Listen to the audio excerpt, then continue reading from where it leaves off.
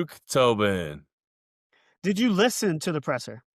I did. I was at work. I read the transcripts. I read the quotes. I heard it all. To me, it's still a bunch of word vomit.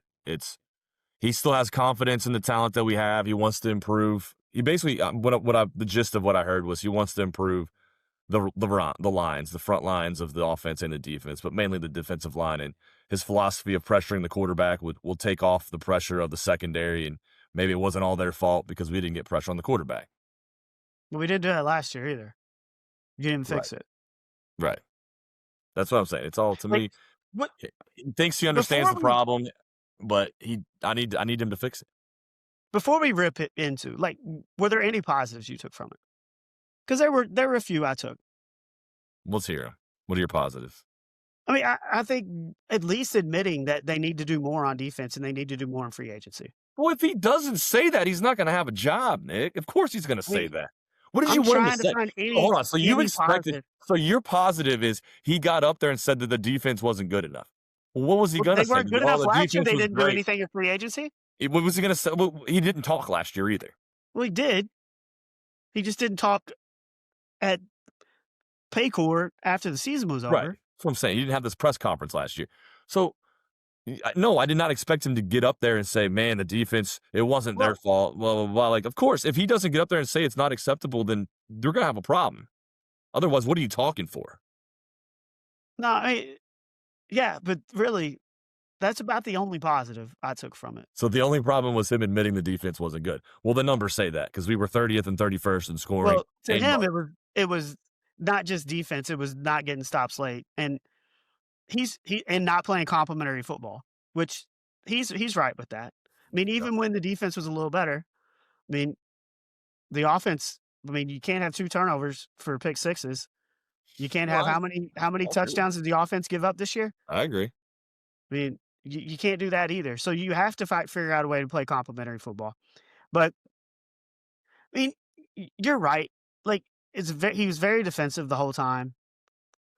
There was a question asked about trying to get contracts done earlier, and you've got Dax Hill and you've got DJ Turner, guys that are eligible for contract extensions. Go ahead and trying to get them done. And he acts like they've tried to do that in the past, and no, you didn't. And that's why you had to pay more for Jamar and T. Like if you would have got those done earlier, you would have spent less money. Then your entire offseason wouldn't have revolved around their extensions, and you would have had an opportunity to maybe go after some more free agents. That is correct. Get in front of some of this stuff. That 100%. Quit telling me that we've done it before. We've done it before. Yeah, you have. You got to the Super Bowl. You got to the AFC Championship. That was 4 and 5 years ago. Just because you did it doesn't mean you can do it again. You have to change. Yes. You have to change the way that you're doing things. Yes. And I know it's small that I get a little bit of positives from the fact that he's like, we got to get into free agency. And the reason is because they didn't do that last year. And they knew this defense sucked. Is the reason they didn't do it last year, and I don't want to give him an excuse because I think he sucks and he doesn't know what he's doing. But is the reason that they didn't do it last year is because they were so wrapped up in the Jamar and T and Trey drama and trying to get that done that they just basically ignored everything else? Because A, they probably didn't know how much money they had to spend, and B, it was just basically taking up all of their focus. Well, if that's true, then that's just a negative on the franchise as well. Well, this is another because you got to be able to multitask. But I think you're right. I think it absolutely played a role in why they weren't active in free agency. So if you're looking for a positive, maybe the positive this year is you don't have that drama anymore. They're wrapped up. There's no looming big contract extensions that are out there to that magnitude. Trey's going to be a free agent. You free up that space, that money that his contract would have been. And, now let's just go out and focus on actually getting dudes. Just go get dudes. And I think I saw a quote when he was talking about improving the pass rush and if he doesn't do it you do it in the draft. Well, he's tried that in the draft over the last several years with Miles Murphy and Joseph Asai, and those guys are not working out. They're not working out. So you trying to address this in the draft, and Shamar Stewart, another example. You trying to address the pass rush in the draft, we need to stop with that.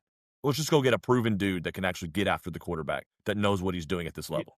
you also need to find somebody who can get to the quarterback from the inside. That's not an edge rusher. Like, if you can get some pressure up the middle too, you can add a guy of that caliber. He tried that I with Sheldon Rankins because Rankins sacked Joe well Burrow twice in a game and thought that Sheldon Rankins was the next well, coming of I the mean, refrigerator that's Perry. another example of why they're idiots, because you had the worst rushing defense in the NFL. You lose DJ Reader and you don't replace him with another rush stopper. You had a sack defensive tackle, and that was just an embarrassment. Uh, I will say the thing that just irked me more than anything is him talking about how nobody works as hard as he does. Ugh. And you can believe that, but I mean, whenever anybody says that, I just feel like you're defending, like over defending yourself. Like, if you're really good at your job, you don't need to tell somebody nobody works harder than I do. Yeah, the high school kid bagging my groceries at Kroger down the street works as hard as Duke Tobin does. Like, that kid works But hard. Everybody like, works hard at their job. Most if I'm people do work hard at their jobs because you want to be good at your job. You don't want to suck because then you get fired. right, And usually when you suck at your job, you get fired unless your name's Duke Tobin. it should go without saying. And if I'm conducting a job interview and somebody comes in and says, nobody's going to work as hard as me, what is that? That does nothing. That's what I It does expect out of nothing. you. That's an expectation. It's It not a does nothing. positive. It's an expectation. Also, you don't know that. You don't know that. You can't prove it.